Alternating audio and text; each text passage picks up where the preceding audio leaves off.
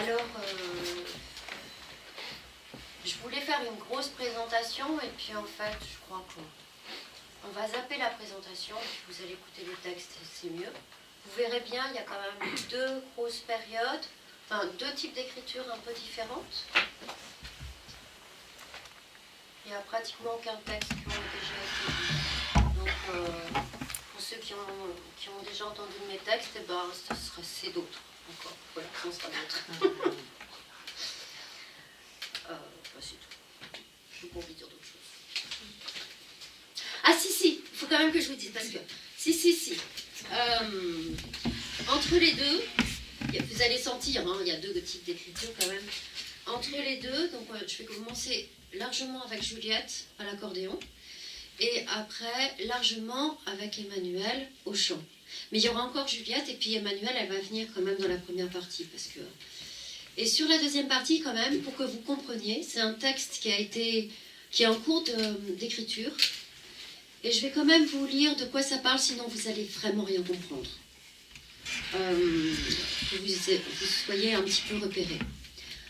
Donc, c'est un texte qui a été librement inspiré du livre de Savitri de Sri Aurobindo.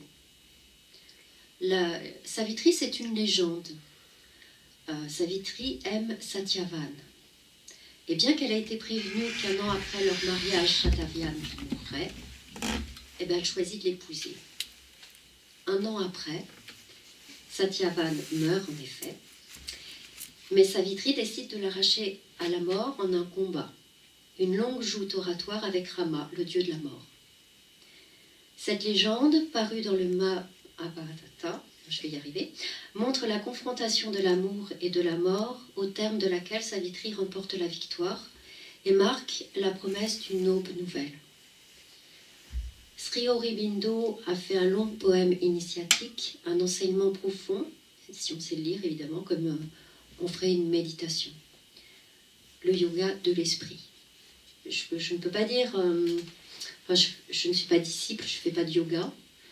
Donc, je n'ai pas vraiment été initiée, mais c'est plutôt comment ce texte a résonné en moi, ce que j'en ai compris. Donc, c'est vraiment quelque chose de très loin du texte de Sri Aurobindo, mais avec ma compréhension à moi. Au lieu de Savitri, c'est la grande L, et au lieu de Satyavan, c'est le roi ou le grand île. Voilà, ça c'est des clés pour la deuxième partie, parce que sinon ça va être un peu compliqué que vous vous repériez si vous avez pas ces données-là.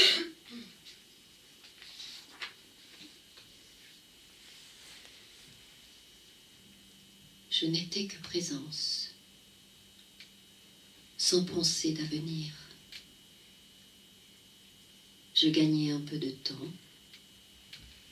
Me voilà, dernière heure, à rire sur ma douleur.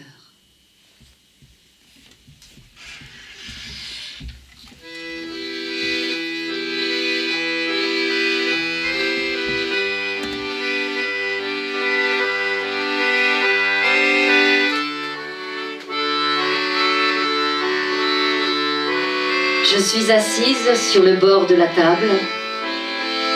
Une toile cirée me colle sous les jambes. J'ai 2 ans.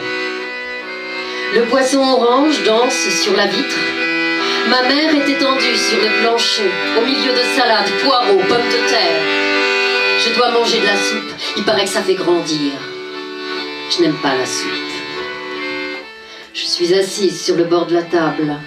J'ai 10 ans. Mon père retire les éclats de verre de mon genou brisé. Le carreau n'a pas résisté. La prochaine fois, je ferai attention. Il m'avait prévenu, le père. Il sait. Il est vitrier, en plus d'être mère au foyer. Je suis assise sur le bord de la table. J'ai 20 ans. Je t'écoute parler de musique progressive. J'attends que tu me serves un verre de blanc. Tu parles. Me promets une maison, rien que pour moi. Me dis que je devrais lire Breton. Je te trouve surréaliste. Je ne connais pas. Je suis assise sur le bord de la table. J'ai 30 ans. Ah, comme j'aimerais t'aimer. Te dire que tu es mon Roméo. Jeune, je jouais Juliette. Je jetais joyeusement jupe, jambes jusqu'au jardin. Mais il ne suffit pas de vouloir pour aimer. J'attends mon ennemi puisque, comme le dit Pratruc, c'est souvent de son pire ennemi que naît un prodigieux amour.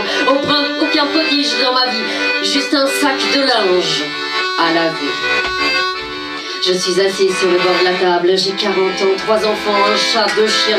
Je pratique le yoga comme d'autres meurent sur la croix. Je cesse de m'instruire pour toujours mieux croire. Une foi païenne me guide. Je peux vivre jusqu'à 110 ans. Je suis assise sur le bord de la table. J'ai bientôt 50 ans. Je commence demain un vrai métier. Il serait temps que je fasse quelque chose de mes 10 doigts. Je serai donc fleuriste. J'ai appelé ma boutique « Dites-le avec des fleurs ». Je sais, c'est pas très original. Sachez que je suis quelqu'un de bien banal. Je suis assise sur le bord de la table. Je ne sais plus quel âge j'ai, peu importe. Je compte les mouches qui ornent les adhésifs, colonnes noires de bruit installées pour les visiteurs du soir. Mon voisin va venir de son pas pressé avec son gosse. Je dois lui raconter ma vie pour l'école. Cela ne devrait pas prendre trop de temps puisque ma vie n'a fait que passer. Rien ne s'est vraiment passé. Juste un coin de ma table qui s'est usé. Faut pas toucher à la toile cirée. Aux mains en resterait l'imprimé. Je suis assise sur le bord de ma table. Ma vie est loin d'être terminée. Tout le monde le sait bien. C'est toujours les meilleurs qui partent en premier. Et les meilleurs, ça ne s'accroche pas sur un coin de table.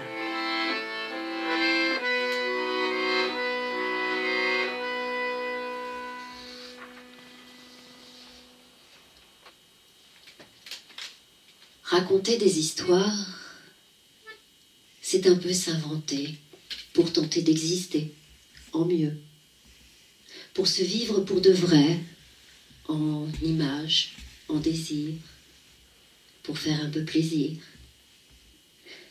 Être capable de s'écrire sans nuages, sans orage. Sortir de toutes ces pages, trop tournées, toutes cornées. Être juste là, s'offrir sans demande, juste casser les planches trop humides, toutes pourries. Et dans le jardin, rire du désordre qu'a engendré le vent. Ça rime en vers. Dans tous les sens, Primevère pousse n'importe comment sur la pelouse, pas encore semée. Et je vois la petite dame aux cheveux bleus, avec sa bouche rose et ses doigts jaunes, qui se dit entre deux gestes, entre deux rires. Moi, ma honte, elle est comme moi, petite, pas grave. Anodine, toujours là, elle me tient compagnie. À toute heure, elle m'oblige au sourire. Elle m'oblige à être ce que je ne suis peut-être pas. Parce que vous savez, je ne suis pas cette petite brindille. Non, non, non, je suis une étoffe, impossible à déplier. Dès que j'essaie, je transpire, je me ratatine. Alors vite, je prends le sourire ou le petit rire de rouge-gorge sur une branche. Je me dessèche et je me tais. Je prends une feuille et je dépose des petits mots invisibles, éphémères. Je tente l'éternel. Mais la feuille s'envole avec la voix d'une chansonnette dans l'air. Alors, je fais une phrase comme moi, toute simple. Un grain de poivre pour faire briller l'assiette blanche. Au fond, c'est pas si grave qu'elle se dit la petite dame, qu'a des bleus dans sa voix.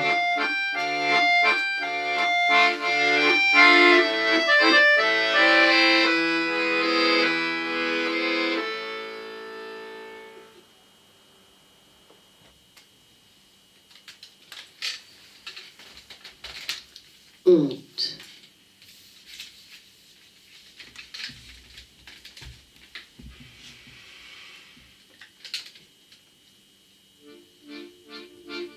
Honte de ta voiture de nouveau riche, de ta coiffure de tolard, de ne pas rattraper le ballon, de ne pas savoir dire bonjour, de ce corps qui ne fait rien comme il faut, de ses mains boursouflées, de ses mots crus, du papier à fleurs dans l'entrée, du trou dans ta chaussette, de ton regard épinglé dans ton dos, des draps qu'il faut changer avant le petit matin, de l'odeur que tu ne sens plus, des voix qui murmurent une langue étrangère, de ne comprendre rien quand tout le monde rit, de ton pantalon trop court, de ta maison, de ta patrie, de ceux qui sont partis. Tu n'as pas honte ? Non, je n'ai pas honte.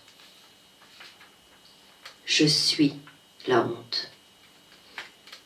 Allez, regardez donc comment c'est. Comment je suis.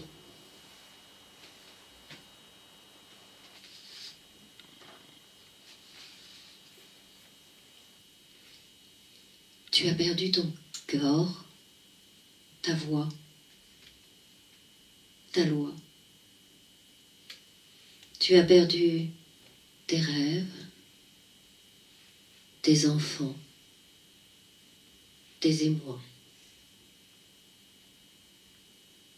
Tu as perdu ton existence et toi, tout entier. Tu as même perdu ton esprit. Il te reste l'impérissable. Tu peux commencer à rire. Tu n'as plus rien à perdre.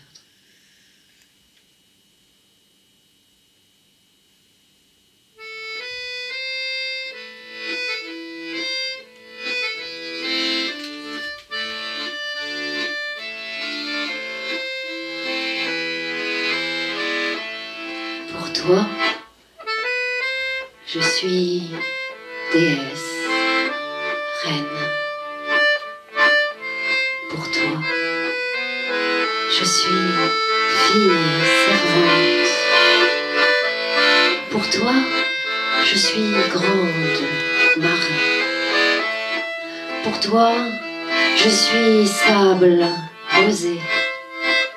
Pour toi, je suis lumière, voilée.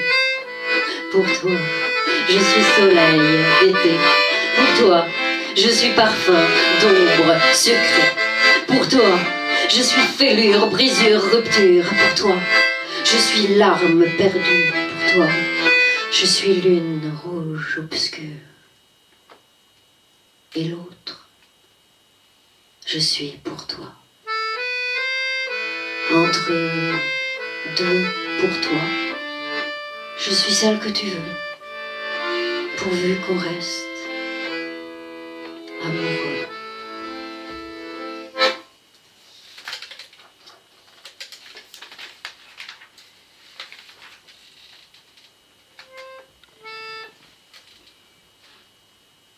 Abbesse.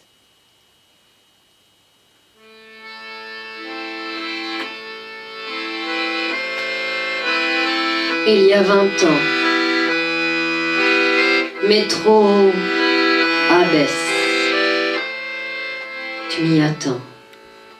Juste une seconde, le temps d'une tombée de paupières. Je revois le chien, la silhouette sur le mur, l'odeur, les larmes. Je revois le secret sur les gants de la jeune fille, la glace dans les mots de l'amant, enfin la pierre sur l'autel d'hiver et les bras d'une amie pour soutenir les non-dits et la sombre forêt d'une famille agonie. L'oncle est parti, ce jour froid, à Abbesse.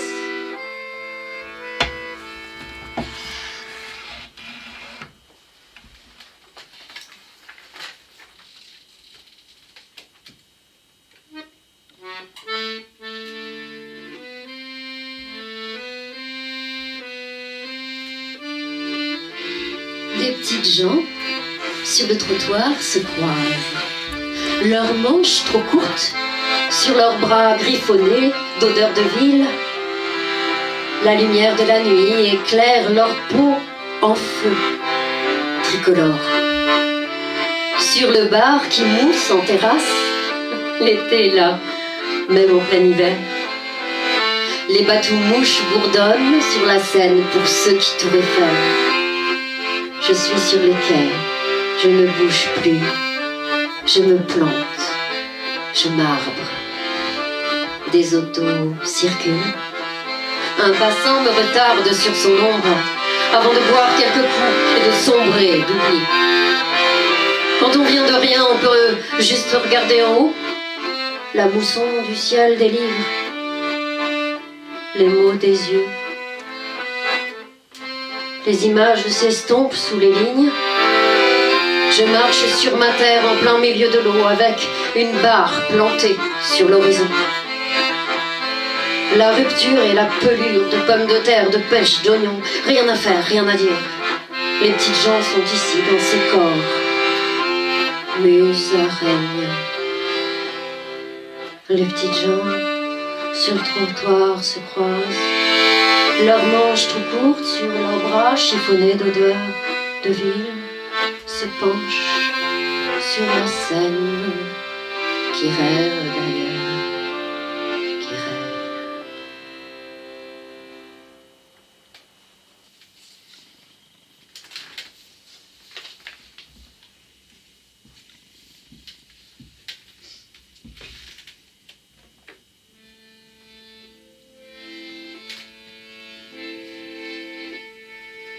Je redeviens en un éclair d'octobre, l'oreille et l'œil sans paupières, les doigts tachés, dissimulés dans la main pliée, rongés en cachette, jusqu'à les faire saigner. Je redeviens petite fille trop sage, perdue dans sa tête, seule, exilée. Lectrice rêveuse et tisseuse de pluie dans le morceau de ciel, rescapée d'une fenêtre guillotine au pupitre aligné, dans la classe glaciale. Mes os sont sans arrêt gelés. Je redeviens la drôle de princesse sauvage, aux anglaises corbeaux et au teint coquillage. Chaussures crottées, chaussettes trouées. Mon regard incrédule s'est posé sur ce bout de maison qui gît dans sa bulle agitée de neige, dans ma petite main bleue. J'allais voir, seule et craintive, la grosse goutte de ciment se balancer lentement sur son fil d'acier, à cogner chaque minute sur le quartier trop vieux. Je compte pour qu'elle frappe à nouveau les murs au papier peint fleuri. Parfois 8, parfois 9, des secondes qui résonnent glaciées. La poussière du temps abîme encore mes yeux d'enfant.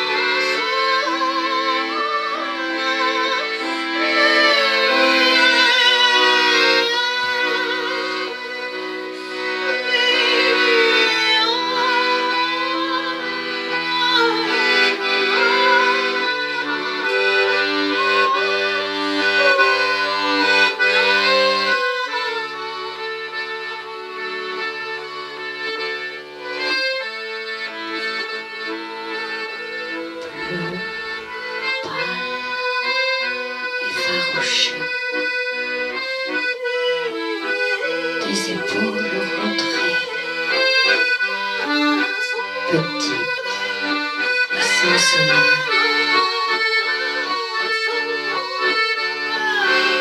Au dehors, épuisée, en dedans, révoltée,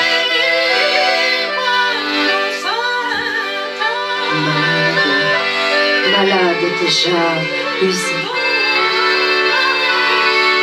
Le cœur sautille et puis se torde.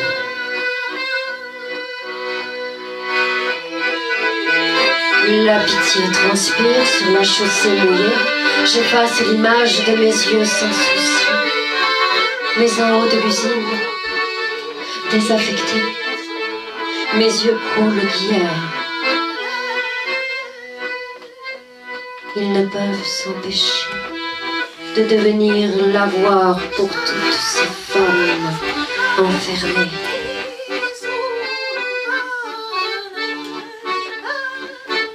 Je future, je passe, je plonge dans l'oubli, taguée par des anges enfermés. Cela fait 300 000 saisons que le manque se remplit, que je creuse ces mots. Leurs matières premières sont cousues dans leur chair. Je tire les fils, coupe, écarte les peaux pour extraire ces mots.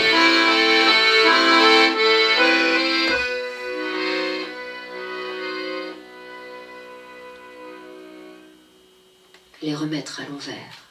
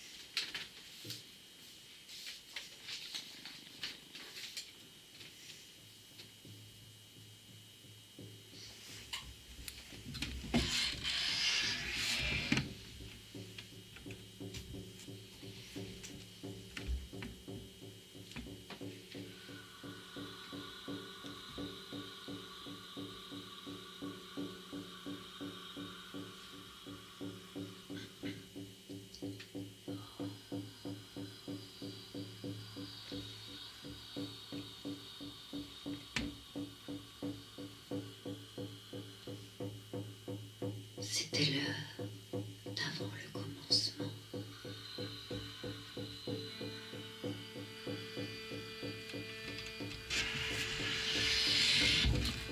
Le mouvement de l'eau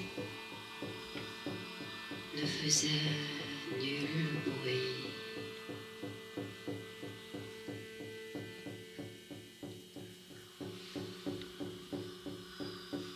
Le monde n'était pas encore.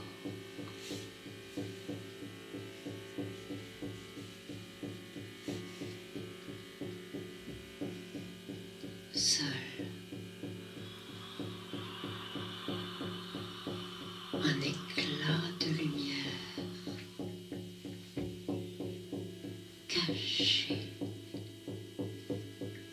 entre deux feuillets de nuit se souvenait de cette voix.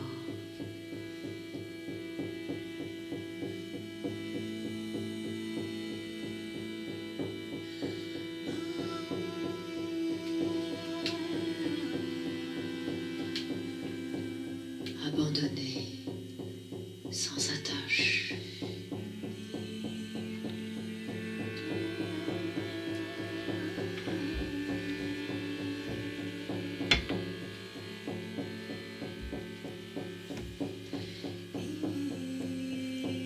Comme au premier réveil, le regard ne voyait qu'une ombre dans le brouillard qui,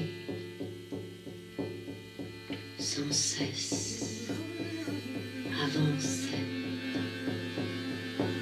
sans but, avec acharnement, sans conscience de son sang.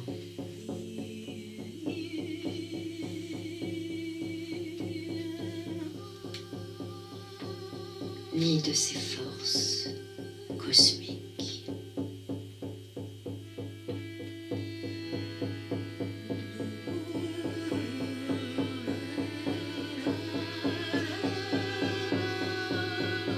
C'est alors que l'inconnu se jeta dans les rêves secrets, au milieu du grand vide.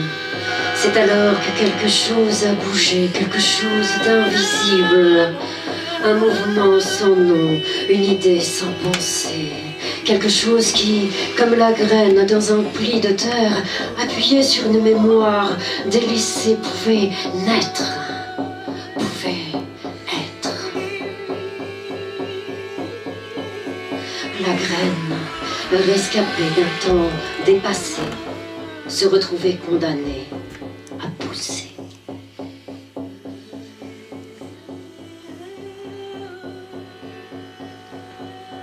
Le passé, avec le cri de l'enfant, se mit au diapason du présent.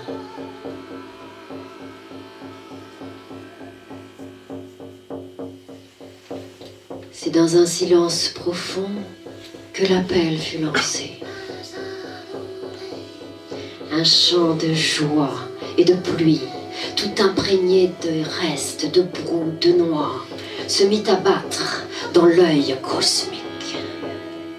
Le jaune apparut avec le germe de l'empreinte pliée dans les limbes. Le changement était à venir. Il était dans l'autre côté, derrière les eaux de celui qu'on ne nommait pas.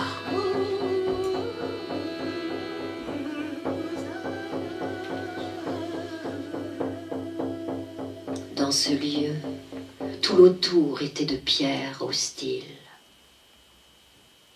Et pourtant, une vibration, s'étirant jusqu'à l'ultime douceur d'un son, surgissait comme un geste délicat. Cette note pleine, dans sa fragilité, étonna le vieux monde troublé. Le fer, le sel et le soufre s'épanchèrent sur le bois. Dans le creux de la charpente, la vision d'une paille qui fut poutre ne pouvait se retenir de se voir en elle-même. L'habit de nuit tombait sur le sol poussiéreux. Les symboles, à nouveau, étaient au grand œuvre.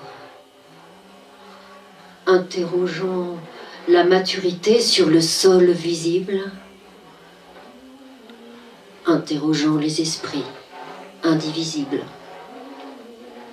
La vie sans mort faisait fi de la trace de cet instant étiré jusqu'au non-temps. Un crayon sur la page d'une autre aube se mettait furtivement à danser. Une histoire sans âge s'écrivait sur un ciel en voyage. La terre s'ouvrait en dedans. Le chant inaudible sous les pas invisibles faisait vaciller cette page paysage. Le regard s'envolait au-delà des limites connues. Le feu enseignait le rite en tout lieu, en toute chose, en tout être, qu'il soit ambigu, orphelin ou malin. Un ici survenait sans savoir ni avoir, aucun doute, aucun rien. Juste une étreinte éveillait le miracle d'à présent.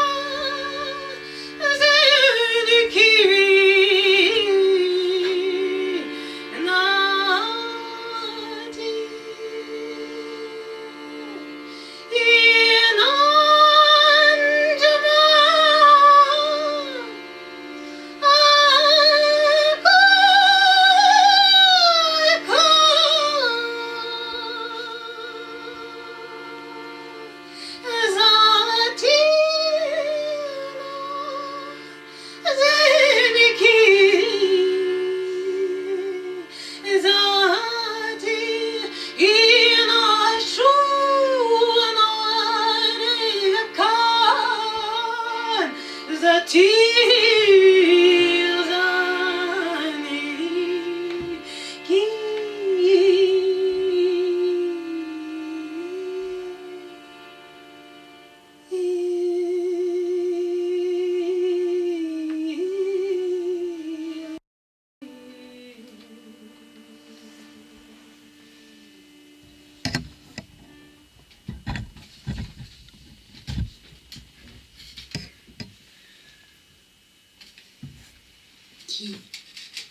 peut supporter l'innommé,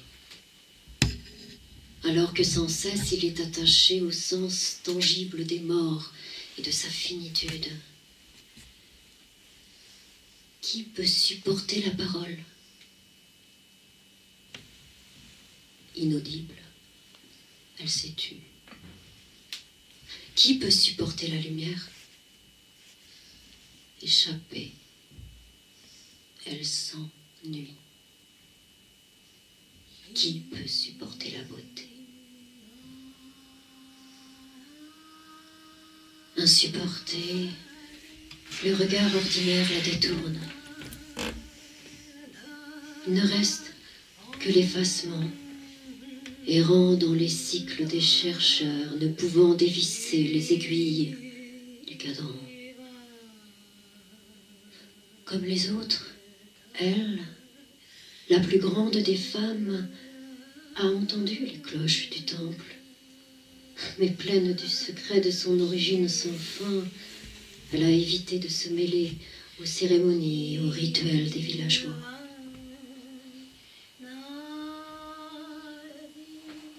L'esprit en son corps est hors du commun. Même si ses désirs de fleurs est éphémère, ses vanités jaunes et rouges, trempées dans la vaste symphonie du monde, se déversaient dans son cœur, il n'altérait pas son essence. Le parfum éternel est plus fort que la rose et le lys.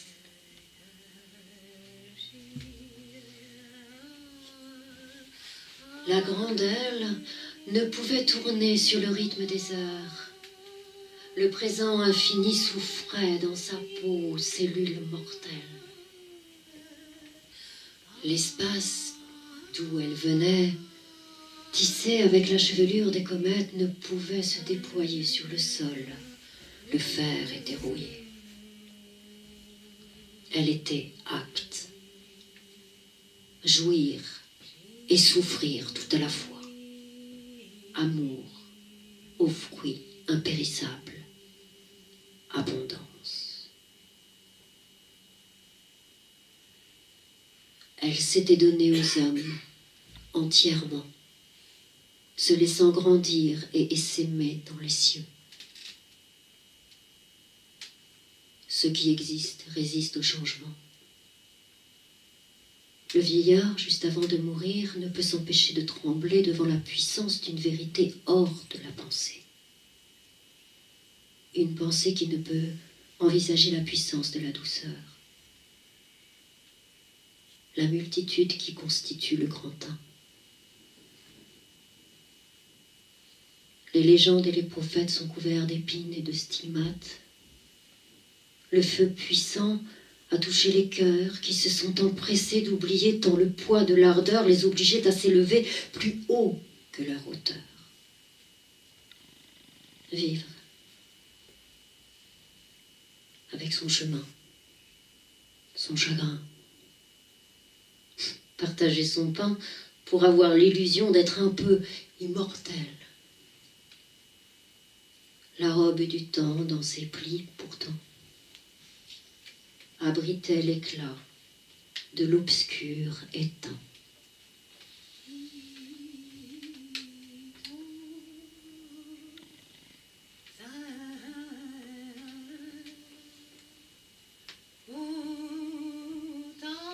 La grande aile était si royale en son front étoilé que délicate, elle gardait en secret la tristesse de ces troubles marécages dont le fond grouillait de batraciens. Elle devait, sans crainte, prendre le risque de toutes les passions. L'aube de ce jour était plus sombre que tous les crépuscules, et l'heure dont l'ombre est sous les pieds était la pire de toutes les pénombres. Les lèvres closes et le regard droit, la mort ne coupa point son courage. La nature en elle s'amplifiait, elle devenait toutes les vies qui n'étaient plus, en plus de celles à venir. Seule, elle portait le monde et devenait la grande mère. Dans un espace entre la pierre et l'étoile, elle sommeillait loin des misères, hors de toutes les douleurs de délivrance. Une image en elle s'agitait comme le goujon hors de l'eau, qui ne semblait pas savoir d'où lui venait cette brûlure qui déchirait ses broches. La porte se reprochait, elle se souvenait, toutes les lignées étaient là. Les fils de couleur et sont trop fins pour l'œil humain. Les cœurs pleins, les bouches avides, dont les mâchoires étaient pourtant serrées. Les visages de cire, de lait, les mains fripées, aux os brisés, et celles ouvertes avec l'anneau gravé sur le doigt sacré. Tous étaient là. Dans un frisson, elle souriait à ses enfants d'ailleurs. Immobile, elle se préparait. Elle savait que son roi allait franchir sa dernière heure. L'image en elle avait laissé la place à la présence d'une voix, sans appel.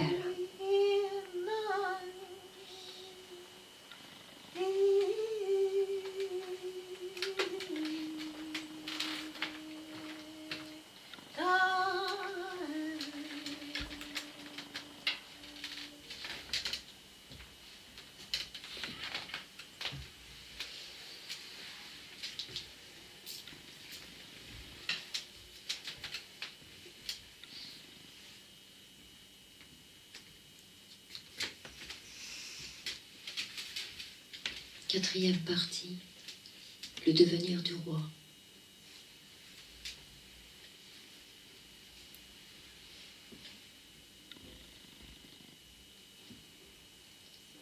La montagne imposait à la terre de se lever au plus haut point, vers le ciel.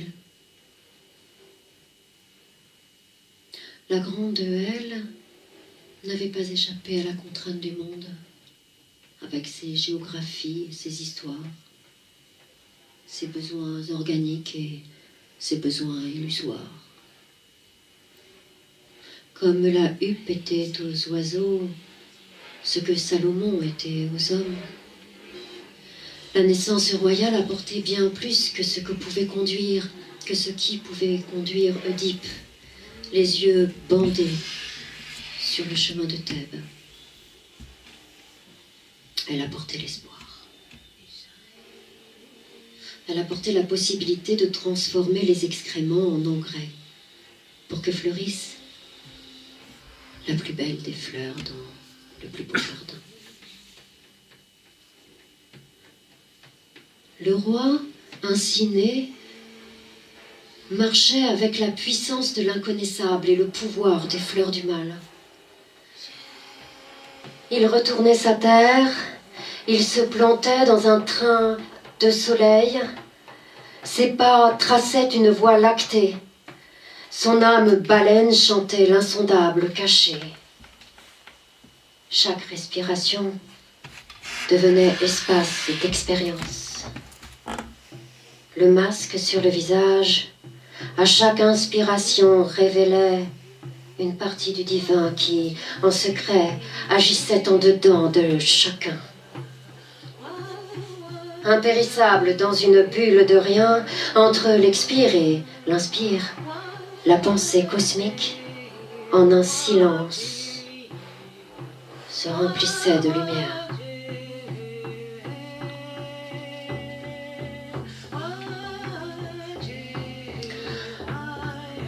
Saut d'une forme à l'autre, l'immuable en un instant traversait l'impensable.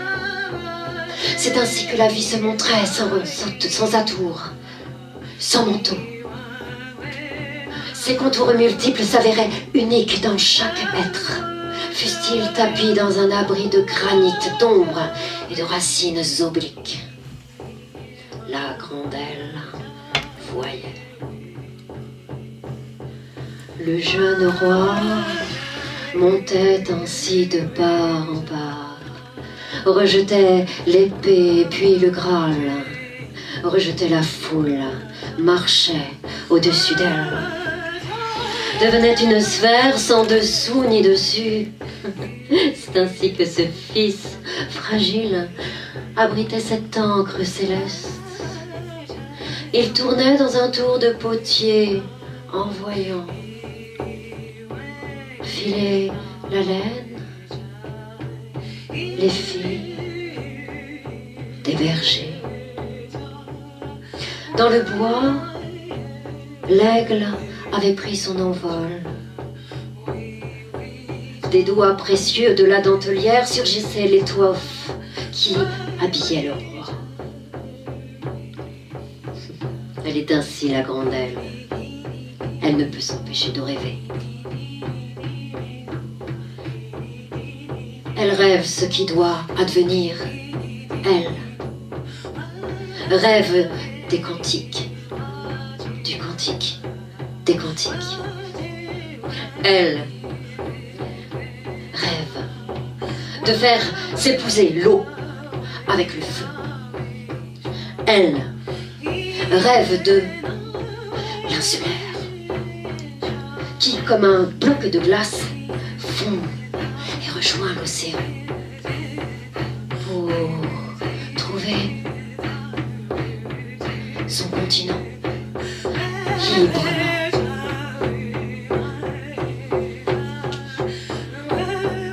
Elle entre dans le rêve du sel qui devient pure lumière en retrouvant son essence. Elle devient le grain d'espoir dans le songe de l'égaré, se jugeant perdu, sans étoile pour le guider. Et tous ses rêves devenaient bien plus qu'un simple chemin.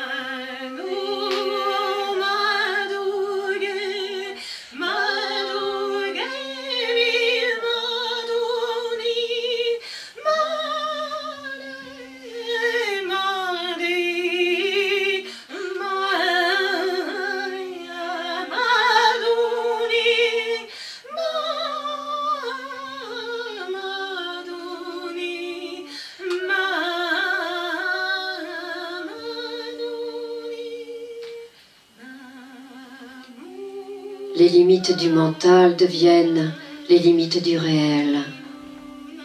Le nouveau-né, roi en âme gardée, explorait les secrets dans son corps libéré. Les joies de sentir en sa maison les rires sacrés, les courses effrénées des louves affamées, les perceptions du vent du dedans, détournées par la forme du dehors. Tout ceci et cela était un collier de ravissement, comparable aux délices de l'artiste qui n'en finit pas de s'émerveiller de l'œuvre qui pousse en lui. Il saisissait ce qui ne pouvait l'être. Il comprenait avant même de penser. L'amour en lui, intensément, traquait chacun de ses actes. Pourtant, rien ne se voyait vraiment. Il était rivière, courant, immobile sur la houle, écume, écureuil, goutte de rosée suspendue à la feuille naissante. Il était toi, moi, tout, à sa fois. Il était la mémoire active de chacune de nos cellules. Il ouvrait les portes, ouvert sur toutes les étrangetés. Les rêves étaient plus vrais que l'ordinaire. Il voyait les demeures, l'étreinte contenue dans le chant inaudible de celui qui l'avait fait en tout point semblable à lui. À travers les fenêtres cachées de sa chambre d'entre-deux, il se nourrissait de tout ce que nous avions oublié. La puissance de sa vision dépassait l'entendement. La moindre vibration faisait onduler les squelettes, éclater les météorites, pulvérisait les petits cailloux sur le chemin confondu dans la nuit, les transformant en déluge d'étoiles. L'unité ne se parlait plus, elle était absolue. L'acte de vie n'était plus que force du fragile, la puissance devenue roi en vie. Et si les désirs, les faims, les douleurs, les peurs, les conflits et les errances accrochées au mental s'approchaient du grand souffle, celui-ci les précipitait dans un éboulement au fond d'un énorme tube en verre. L'envers de la tragédie devenait un livre blanc, parcouru par la caresse d'une main.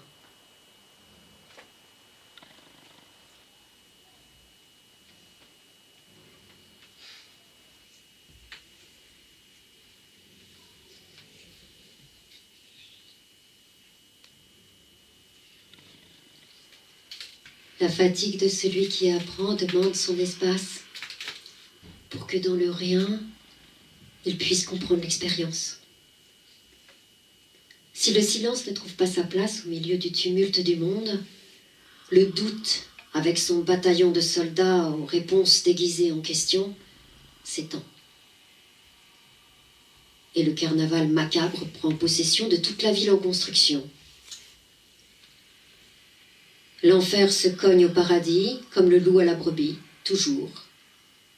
À un moment, le réel prend le pas sur le partiel, et la présence reprend ses droits. Les repères extérieurs sont inutiles au navigateur, car dans le brouillard, il doit trouver son chemin.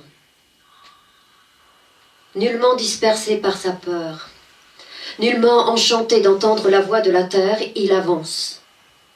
Il supporte, sans attente, la masse d'énergie qui l'accable dans l'axe de sa présence. Il avance. Il contemple la puissance en action dans son silence. Il suit, sans condition, ces fluctuations, laissant la confusion disparaître dans la brume. Maintes fois, le bateau a pris l'eau. Maintes fois, il écope et recommence. Le jour s'en est allé. Il parlait au soleil caché. Parfois même il l'insultait et puis la nature immortelle en son ventre criait. Alors il plongeait en elle et celle-ci le faisait pleurer de joie. C'est ainsi qu'un roi en guerre se guérit en son sein. Sur la route aux multiples sentiers, ceux qui nous regardent réclament le juste dans notre regard. Combien de fois n'a-t-il pas écouté notre roi? Ce langage invisible qui vient avant l'acte, ce langage direct, barré par la pensée obscure d'un savoir crépusculaire, rempli de certitude et fermé à toute nouveauté. Comme il est confortable d'aimer le contraire pour ne pas avoir à unifier notre âme meurtrie. Comme il est confortable d'apprendre les voyelles plutôt qu'à chaque fois de se laisser inventer par une autre mélodie. L'âme s'anime, pourtant où que l'on soit, libre et intègre, elle écrit sur une page de papier d'Ingres avec un pinceau gonflé d'eau les lettres vives du sens qui nous impute. Régner en notre royaume et accepter la couronne qui sur la tête brille des 7 pierres et des 10 métaux.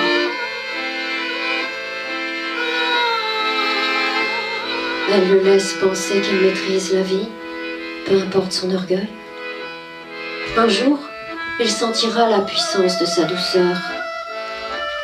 Enivré par elle, sans boussole, il ira sur la mer, naviguer. Il fera fi du brouillard et des tumultes de la pensée. Son étoile intérieure ne pourra plus s'en aller. Ainsi, guidé par la vie, il ira sur un autre imparfait, travailler avec courage sur d'autres ombres à sculpter pour laisser la lumière briller. C'est ainsi que le jeu continue, à chaque fois. On répare la voile, on se repose sur une île, on fait la fête dans les ports.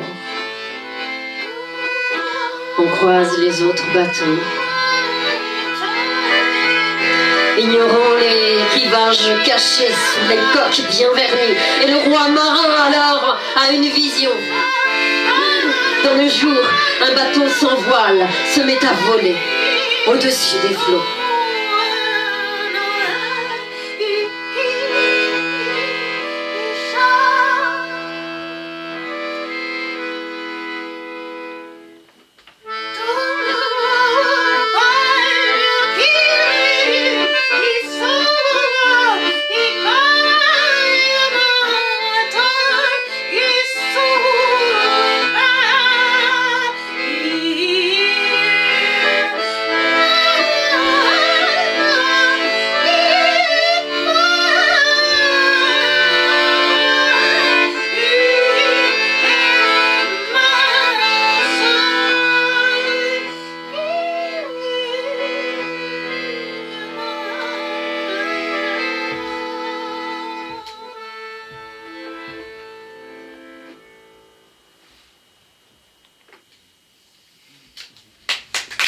Bravo!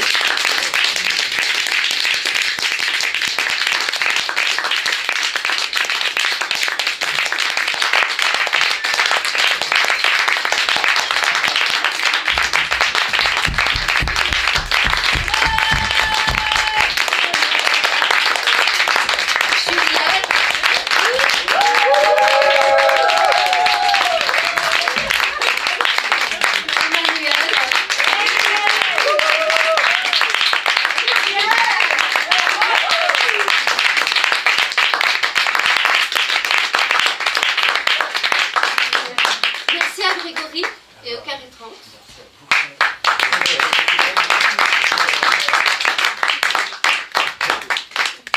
Voilà, on va boire un coup peut-être.